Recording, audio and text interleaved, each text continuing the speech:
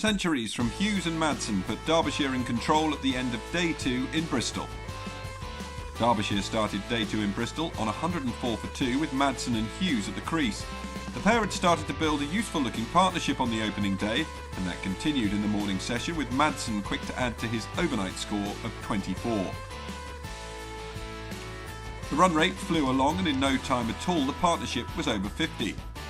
In the 11th over of the day, Madsen moved to 49, and he sealed his half-century in the next Taylor over, his 6th time past that mark this season. None of his previous efforts converted into centuries. Hughes began to find a few more holes in the field, and Gloucestershire struggled to break the partnership. The pair continued to tick over, bringing up their 100 partnership, and Hughes owned 50, coming just before lunch. At the interval, Derbyshire 193 for 2. A deflated Gloucestershire were unable to inject any vigour into their performance after the break, with Madsen and Hughes continuing to accumulate runs. Both matched each other stroke for stroke, and as they reached the midpoint of the session, they were closing in on a century apiece. Madsen brought his up with a 4 off Taylor. It was the 33-year-old's first of the season.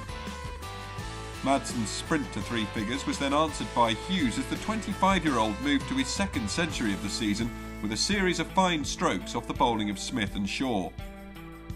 Derbyshire moved past 300 with the partnership at 234, and that's when Gloucestershire finally grabbed a wicket as Madsen edged through to Bracey off Shaw, out for 121. Hughes continued to score quickly, as did the new man with him in the middle, Critchley.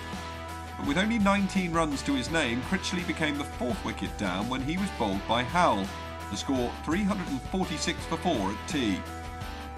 After the final interval of the day, Wilson was caught by Noema Barnett off Taylor for 5. 355 for 5 at this stage, and Hussain proved a productive partner for Hughes as he pressed towards his personal best.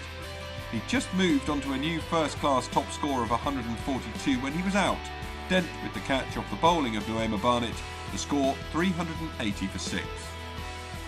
Podmore joined Hussain, and the pair produced a highly productive and entertaining partnership of 70. It included fireworks from Podmore, who struck 3 sixes in his innings. All of them came off the bowling of Smith, 2 of them back-to-back, before he was then caught by Hankins and out for 42 from just 25 balls. 450 for 7 became 460 all out as the final 3 wickets were mopped up quickly.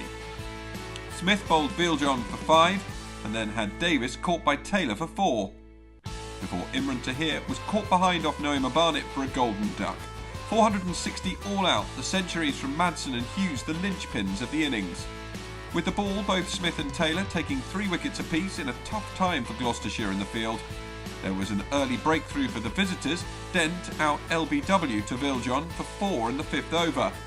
But that was the only hiccup of the final session, as Gloucestershire fought through to close on 47 for 1. They still trail by 413 runs though, with those 9 first innings wickets remaining.